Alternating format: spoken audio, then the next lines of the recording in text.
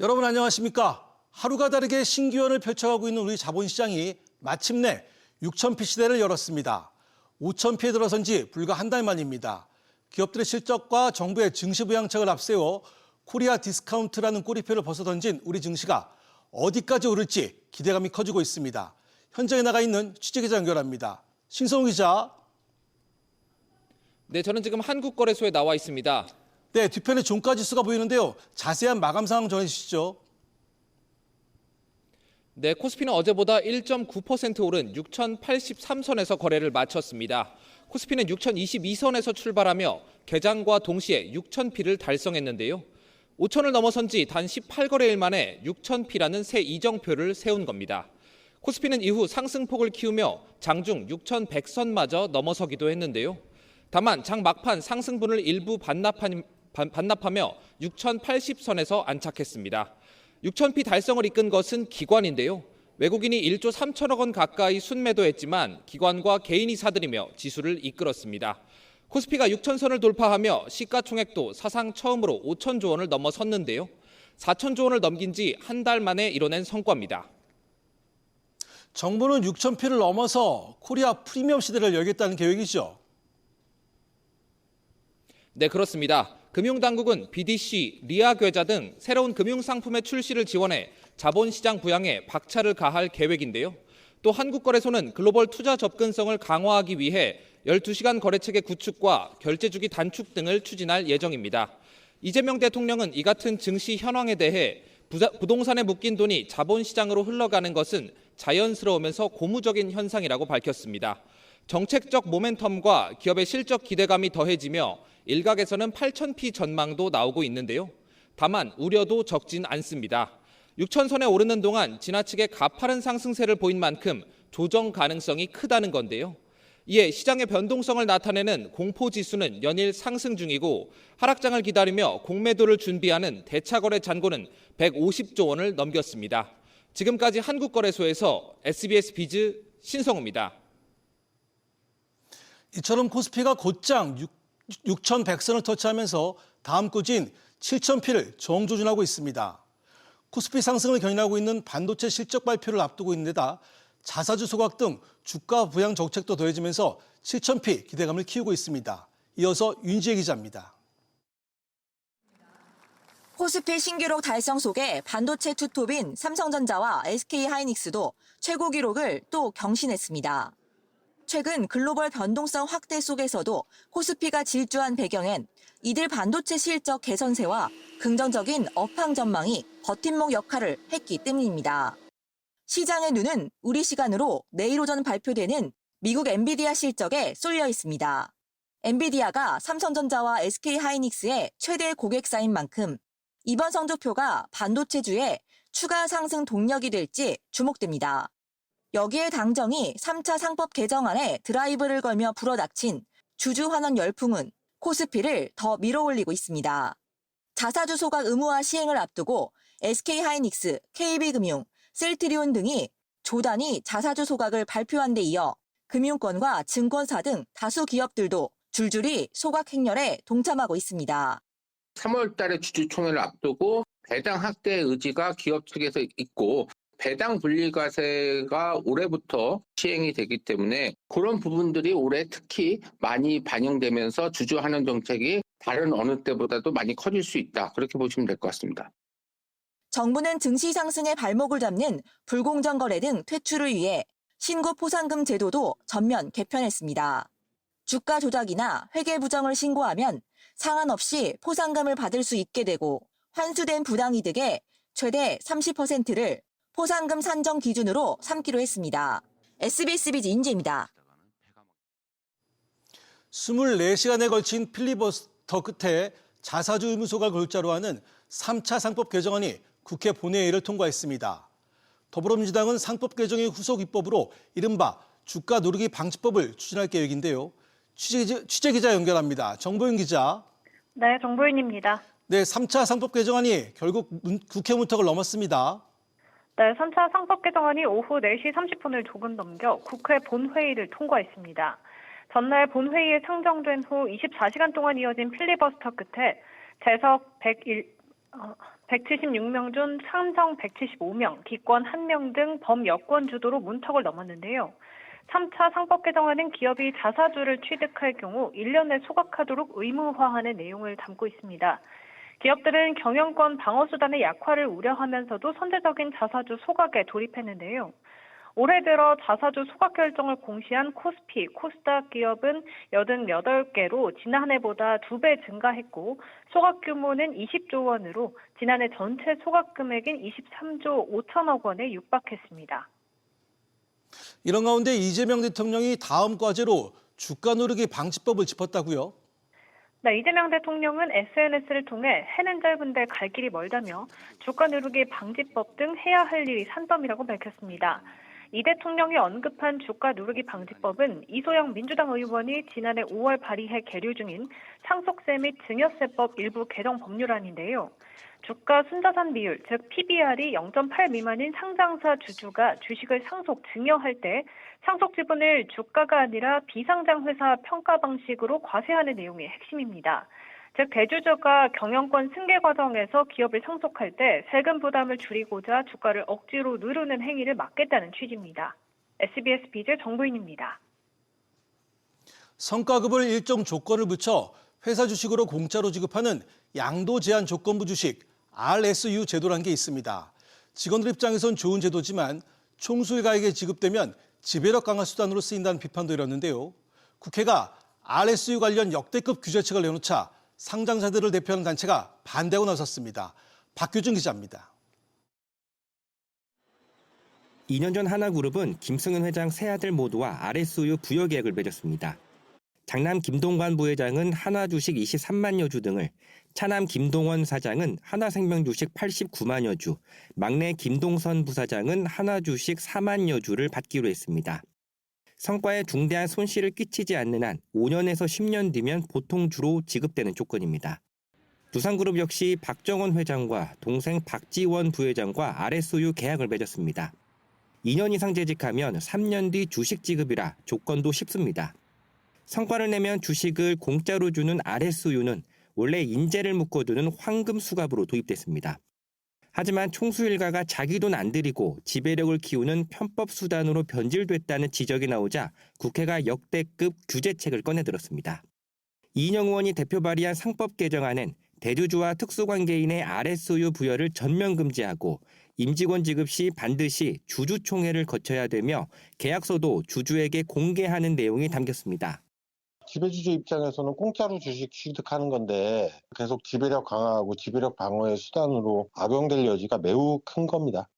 재계는 즉각 대응에 나섰습니다. 상장회사협의회는 규제가 과도해 제도 자체가 사라질 수 있고 인력 유출의 위험도 크다며 신중 검토 의견을 국회와 법무부에 제출했습니다. 자사주 소각 의무화가 국회에 문턱을 넘으면서 우회로로 지목된 RSU를 차단하려는 국회의 입법 논의도 가열될 전망입니다. SBS 비즈 박규준입니다. 앞으로 아파트 청약 가점을 높이는 편법을 막기 위한 기준이 대폭 상향됩니다. 성인 자녀의 부양가족 인정 요건이 강화되는 한편 근무지와 실제 주소지를 확인하는 작업도 한층 깐깐해집니다. 단독 취재한 기자 연결합니다. 박윤신 기자, 청약 제도가 어떻게 바뀐다는 겁니까? 가장 큰 변화는 성인 자녀의 부양가족 인정 요건 강화입니다. 지금까지는 30세 이상 자녀가 1년 이상 같은 주민등록표에 등재돼 있으면 부양가족으로 인정됐는데요. 앞으로는 부모와 동일하게 3년 이상 계속 등재돼 있어야 가점이 인정됩니다. 단기간 주소지만 옮겨 가점을 높이는 편법을 차단하겠다는 취지입니다. 또 성인 자녀의 실거주 여부를 보다 정밀하게 확인하기 위해 건강보험 자격득실 확인서 제출도 의무화될 방침입니다. 직장명과 근무 이력 등을 통해 근무지와 주민등록상 주소를 대조해 실제 거주 여부를 확인하겠다는 겁니다. 기존 서류 중심 점검의 한계를 보완하는 조치로 해석됩니다. 정부가 이런 조치를 내놓은 이유는 뭡니까? 청약 가점 구조 자체에 편법을 부추기는 요소가 있다는 지적이 계속되어 왔기 때문입니다. 민영 주택 청약은 부양가족 수가 많을수록 점수를 많이 받는데 최대 35점까지 배점됩니다. 이 때문에 위장 전입이나 형식적인 동거 같은 문제가 반복돼 왔습니다. 최근 서울 아파트 평균 청약 가점이 65점을 넘을 정도로 경쟁이 치열해진 점도 영향을 줬습니다. 강남권 등 인기 단지는 70에서 80점대 통장이 몰릴 정도여서 1, 2점 차이로 당락이 갈리는데요. 정부는 편법을 막는 데 초점을 맞췄지만 일각에서는 핵 가족화가 돼가는 상황에서 가점제도 전반을 손봐야 한다는 목소리도 함께 나오고 있습니다. SBS 비즈 박연신입니다. 삼성전자가 내일 새벽 3시 신형 플래그십 스마트폰인 갤럭시 S26 시리즈를 공개합니다. 연초 사실상 유일한 플래그십 스마트폰이라 소비자들의 관심이 높은데요. 그런데 삼성의 실적을 이끈 반도체 가격의 상승이 스마트폰 가격에 얼마나 영향을 미칠지 관심이 모아집니다. 김동필 기자, 갤럭시 S26 가격 인상폭이 상당한 전망이죠. 네, 그렇습니다. 국내외 통신업계에 따르면 기본역인 256GB 모델 기준 전작 갤럭시 S25 시리즈 대비 99,000원가량 인상이 예상됩니다. 갤럭시 S26 256GB 출고가는 125만 4천원, 플러스는 145만 2천원, 울트라는 179만 9천원으로 전망됩니다. 가격 인상은 전 세계적인 메모리 반도체 품귀 현상, 이른바 치플레이션에 따른 것으로 용량에 따른 가격 상승폭은 더 커질 전망인데요. 512GB 모델의 경우 전작 대비 20만 9천원, 원씩, 울트라 1TB 모델의 경우 전작 대비 20%가량 오른 42만 3천원이 인상될 것으로 보입니다. 다만 사전 예약 더블 스토리지 프로모션은 유지될 것으로 보이는 만큼 사전 예약 고객의 실질 체감가는 전작과 비슷할 전망입니다. 그렇다면 치플레이션에 웃었던 삼성전자 입장에선 부담스러울 수밖에 없겠네요. 네, 그렇습니다. 3년 만에 갤럭시폰 가격 인상에 더해 기본형과 플러스에는 삼성전자 자체 칩셋인 엑시노스 2600이 탑재되는데요. 업계 최초로 2나노 공정을 적용한 자체 칩셋이란 점에서 사실상 이번 시리즈의 성패가 달려있다고 보고 있습니다. 엑시노스를 탑재한 갤럭시 스마트폰이 성공적으로 안착한다면 원가 경쟁력을 확보할 수 있는 길이 열리기 때문입니다. 또 삼성전자는 구글 제미나이 외에도 퍼플렉시티를 추가 탑재하면서 AI 기능을 더 고도화했고요. 또 울트라에는 모바일에서 처음으로 필름 부착 없는 프라이버시 디스플레이를 적용해서 관심이 집중되고 있습니다. SBS 비즈 김동필입니다. 연일 정부가 먹거리 물가 안정을 당부하고 있지만 가격 인상 소식은 끊이지 않고 있습니다. 고물가 속의 가성비로 주목받는 편의점 PB 제품부터 호텔 뷔페까지 줄줄이 인상을 예고했습니다. 김한나 기자가 취재했습니다. 단돈 700원짜리 컵라면부터 1,300원 핫도그까지 저렴한 가격이 눈에 띕니다. 고물가에 시달리는 소비자들에게 가성비로 인기인 편의점 PB 제품입니다. 디저트 종류라던가 아니면 생필품 종류라던가 그렇게 다양하게 구매하고 있습니다. 시중에 나와 있는 제품들에 비해서 PB 상품이 가격대가 살짝 더 저렴하기도 하고 들릴 때마다 한 번씩은 사는 것 같아요. 음식 같은 거 요인이 되는 것 같아요. 하지만 PB 제품마저 가격 인상이 이어지고 있습니다. 세븐일레븐은 연초 PB 과자와 음료 40여 종 가격을 최대 25% 올린 데 이어 이번 달에는 커피 음료를, 다음 달엔 햄 가격을 올립니다.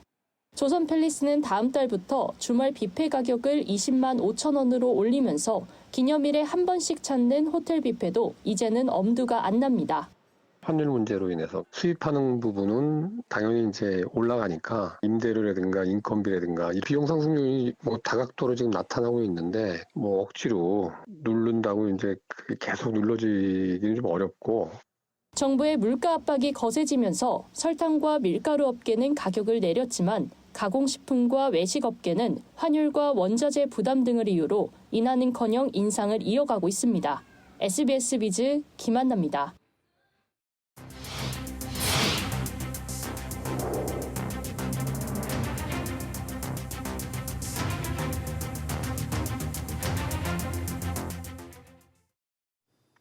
지난해 출생아 수가 25만 명을 웃돌면서 2년 연속 증가세를 이어갔습니다. 합계 출산율도 0.8명 수준을 회복했습니다. 취재기자 연결합니다. 김서훈 기자, 출생아 수 얼마나 늘었습니까? 네, 국가데이터처에 따르면 지난해 출생아 수는 25만 4,500명으로 1년 전보다 16,100명 증가했습니다. 15년 만에 최대 증가입니다. 증가율은 6.8%로 이 또한 18년 만에 최대입니다. 여성 1명이 평생 낳을 것으로 예상되는 자녀 수를 의미하는 합계 출산율도 1년 전보다 0.05명 늘어 0.8명을 기록했는데요. 2021년 이후 4년 만에 0.8명대를 회복했습니다. 다만 OECD 평균인 1.44명에 비해서는 상당히 낮은 수준인데요. 데이터처는 코로나19 이후 미뤄졌던 혼인의 증가와 출산 연령대인 30대 초반의 인구 증가, 그리고 출산에 대한 긍정적인 사회인식 변화 등이 출산율 증가에 영향을 미쳤다고 설명했습니다. 산모의 평균 출산 연령은 33.8세로 1년 전보다 0.2세 증가했고 35세 이상 고령 산모의 출생아 비중도 37.3%로 같은 기간 1.4%포인트 늘었습니다. 올해도 증가세가 이어질까요? 전망은 어떻습니까? 네, 데이터처는 혼인 증가 흐름을 바탕으로 내년까지는 출생아 증가 흐름이 지속될 것으로 보고 있습니다. 지난해 혼인 건수는 24만여 건으로 1년 전보다 8.1% 증가했는데 혼인 증가가 출생아 증가 효과로 이어지는데 2년 정도 시차가 있기 때문입니다. 매년 70만 명 이상 태어난 1990년대 초반생인 소위 2차 에코붐 세대가 본격적으로 결혼과 출산 정년기에 접어든 점도 출산율 증가에 영향을 주고 있는데요. 현재 인구 추계 시나리오에 따르면 2031년 합계 출산율은 1명을 넘어설 것으로도 예상되고 있습니다. SBS 비즈 김성훈입니다. 정부가 3천만 외국인 관광객 유치 시점을 당초보다 1년 빠른 2029년으로 앞당겼습니다. 이재명 대통령은 음식, 숙박업소의 바가지 요금 근절을 주문했습니다. 김한진 기자의 보도입니다. 오는 3월 말 서울 광화문에서 BTS가 공연을 열기로 하자 일대 호텔 객실이 조기 매진되는 등 대규모 관광객 유입이 예상됩니다. K-팝 데몬 헌터스 열풍 속 K컬처가 관광산업 골든타임을 불렀다는 평가 속 이재명 대통령은 여행객 발길을 돌리는 부당행위 근절을 지시했습니다.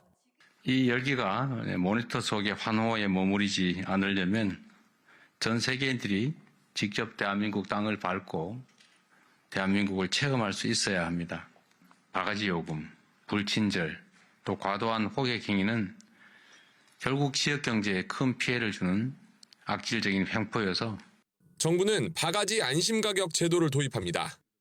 성수기, 비성수기 등 시기별 숙박 요금 상한을 사전에 신고하고 대규모 이벤트 시 숙박 요금 변동을 신속 모니터링해서 요금표 게시나 준수 의무 위반, 정당한 사유 없는 일방적 예약 취소 등이 적발될 경우 바로 영업정지 처분이 내려지도록 노점상에도 실명제를 도입하고 가격 표시도 강화합니다.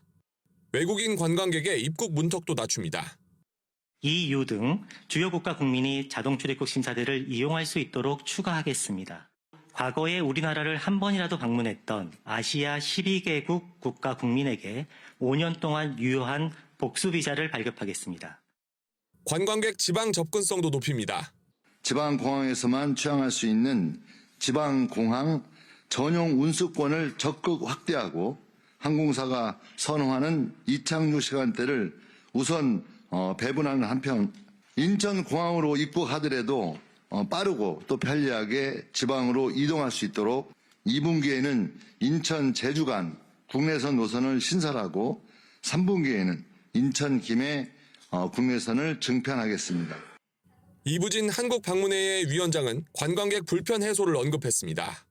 관광객들이 어느 지역에 가시더라도 결제, 교통, 관광정보 등의 불편함이 없으시도록 기업들과 함께 관계부처의 도움을 받아 해소하도록. 이재명 대통령은 관광을 국민 체감 성장 동력, 일자리 창출 계기로 삼아야 한다고 강조했습니다. SBS 비즈 김한진입니다. 중국발 저가 공세에 맥을 묻히는 우리 석유화학 산업이 드디어 첫 번째 구조조정 단추를 끼웠습니다. 정부는 롯데와 현대의 대산 사업장 통합을 승인하고 2조 원이 넘는 자금을 투입하기로 했는데요. 하지만 다른 산업단지 재편은 여전히 안개 속입니다. 유정현 기자가 보도합니다. 충남 대산산업단지에 나란히 자리 잡은 롯데케미칼과 HD현대케미칼의 사업장이 하나로 합쳐집니다. 롯데케미칼이 대산사업장을 물적 분할하고 HD현대케미칼과 합병해 지분을 절반씩 가진 새로운 법인을 만들기로 했습니다. 노후 NCC 설비 가동을 중단하여 공급 과잉을 완화하고 정유화, 석유화학 수직 계열화를 통한 시너지 창출이 기대됩니다. 이번 구조조정으로 110만 톤 규모의 롯데케미칼 나프타 분해 설비는 가동을 중단합니다. 적자가 쌓이는 범용 제품 생산을 줄여 공급 과잉을 해소하겠다는 승부수입니다. 정부는 이 파격적인 결단에 2조 1천억 원 규모의 금융 패키지로 화답했습니다. 업계가 요구했던 전기요금 인하도 4에서 5% 낮춰주기로 했습니다. 이를 통해 연간 약 100억 원 규모의 비용 절약이 될 것으로 추산됩니다. 하지만 이번 재편이 산업 전반으로 확산할지는 아직 안개 속입니다. 여수는 한화솔루션, DL케미칼, LG화학, GS칼텍스가 각각 합작법인 설립을 이야기하고 있지만 진척이 없습니다. 대규모 투자가 진행 중인 울산 S오일은 감산에 회의적인 상황입니다. 울산은 S오일이 막대한 자금을 들여 설비를 구축한 곳이라 생산량 감축에 난색을 보이고 있습니다. 정부가 더 적극적이어야 됩니다. 특히 전기요금 부분에서는 너무 소극적이에요. 윤석열 정부에서 산업용 전기요금을 3년 동안 70%를 올려놨어요. 근데 5% 깎아주면은 흔적도 안 남아요. 고부가 전환의 골든타임을 놓쳤던 석화업계가 늦게라도 대승적 결단을 내릴 수 있을지 앞으로가 더 중요한 상황입니다. SBS 비즈 유정현입니다. 정부 보조금 사업이 끝나면 남은 돈은 국가에 반납해야 하는데요. 돈을 받았던 기업이나 단체 등이 돌려주지 않아 방치된 보조금 2조 8천억 원을 정부가 환수했습니다. 지웅배 기자. 네, 지웅배입니다. 네, 방치된 나랏돈이 이렇게 많은 이유가 뭡니까? 네, 보조금 사업이 종료되고 2달 안에 정산해 지자체나 기업 등 보조 사업자는 남은 돈을 그 다음 해까지 국고에 반납하는 게 원칙인데요. 하지만 정산이 지연되거나 반납 절차가 제대로 이뤄지지 않으면 잔액이 계좌에 남아있던 겁니다. 정부는 2024년 1조 7천억 원, 지난해 1조 700억 원 등 최근 2년간 방치된 보조금 2조 8천억 원을 환수했습니다. 전체 보조금 규모가 해마다 100조 원이 넘는 만큼 1% 안팎이 매년 정리되지 않은 셈입니다. 이에 정부는 앞으로 2년 이상 정산을 하지 않거나 보조금 잔액을 반납하지 않은 사업의 경우 추가 보조금 지급을 멈출 수 있게 했습니다. 또 관행적으로 다음 해로 넘겨오던 보조금도 계약이 완료됐거나 이행 중인 경우로 요건을 강화했습니다. 나랏돈이 방치된 것도 문제지만 부정수급도 크게 늘었다고요? 네, 지난해 부정수급 적발 규모만 670억 원에 달해 직전 해보다 약 35% 뛰었고요. 건수로도 1000건 가까이 집계돼 1년 사이 60%가량 증가했습니다. 부정수급은 자격 없이 보조금을 받거나 받은 뒤 다른 목적을 쓰는 경우 등을 말하는데요. 특정 업체의 몰아주기, 가족 간 거래, 사용 제한 업종에서의 결제 등 유형이 대표적이었습니다. 해당 건들은 환수가 진행됨과 함께 최대 5배까지 제재 부과금이 매겨질 수 있습니다. 정부는 부정수급 의심 사업의 경우 AI를 통해 상시 모니터링을 하고 사업을 진행하는 데 증빙 자료가 빠졌거나 미흡할 경우 부정수급 현장 점검 대상에 포함시킬 예정입니다. SBS 비즈 지웅배입니다. 잠이 보약이라는 말이 단순 덕담을 넘어 거대한 산업으로 진화하고 있습니다. AI 기술과 결합해 수면의 질을 높이는 슬립테크 시장이 무서운 속도로 성장하고 있는데요. 현장에 최지수 기자가 다녀왔습니다. 매트리스에 눕자 센서가 실시간으로 호흡과 맥박을 읽어냅니다. AI 기술로 수면 상태를 모니터링해주는 스마트 매트리스입니다. 별도 웨어러블 기기 없이도 수면 시간과 호흡 장애, 코골이 등을 분석해줍니다. 평소에는 솔직히 오래는 못 자요. 직장 생활을 하다 보니까 수면에 도움되는 영양제도 따로 먹고 잠이 충족이 돼야 그 다음 날의 퀄리티가 높아지기 때문에 거기다가 돈을 쓰는 게 맞다고 생각을 해서 인식 자체가 좀 많이 넓어진 것 같아요. 잠에 지갑을 여는 현대인들이 늘자 가전기업도 라인업을 확대하며 시장 선점에 속도를 내고 있습니다. 개인마다 다른 수면 방해 요인을 줄여서 최적의 숙면 환경을 제공하는 슬립테크 라인업인데요. 맞춤형 수면 솔루션을 중심으로 침대의 새로운 패러다임을 선도해 나갈 계획입니다. 임신부의 복부 부담을 덜어주는 식의 맞춤형 기술도 한층 정교해지고 있습니다. 바디프렌드도 안마 침대에 운동 로봇을 결합한 제품을 필두로 AI 헬스케어 로봇 기업으로 체질을 바꾸고 있습니다. 침구가 전통 가구가 아닌 각종 ICT 기술을 접목한 가전 성격이 강해지면서 전 세계 슬립테크 시장은 2032년 약 130조 원까지 성장할 것으로 관측됩니다.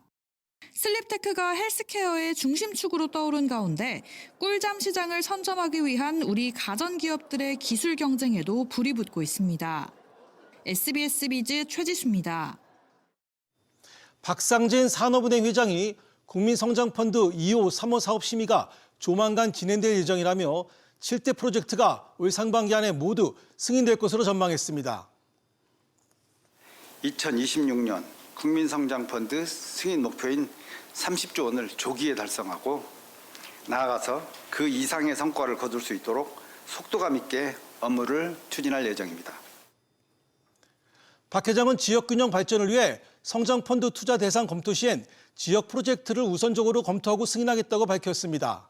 한편 국내 최다 선사 HMM의 매각 추진과 관련해서는 부산 이전이 선결 과제라며 이전이 끝나면 추진하겠다고 밝혔습니다. 정부가 민간 합동 K수출 원팀을 가동하고 올해 수출 7,400억 달러 달성을 위한 범부처 전략을 내놨습니다. 산업통상부는 오늘 오후 코트라에서 김정관 장관 주재로 열린 제1차 수출 확대회에서 반도체와 방산, 원전을 비롯해 차세대 수출 주력품으로 부상하고 있는 화정업계를 처음으로 포함시켰습니다. 정부에서 K-뷰티 브랜드들의 해외 진출을 적극적으로 돕고 있고 기술과 품질로 저희가 차별화할 수 있기 때문에 경쟁력을 계속 우위에 둘 수 있다고 생각하고 있습니다. 콜마의 선크림 등 K-뷰티 기술이 해외에서 인정받으면서 화장품 수출은 매년 최대 기록을 경신하고 있습니다.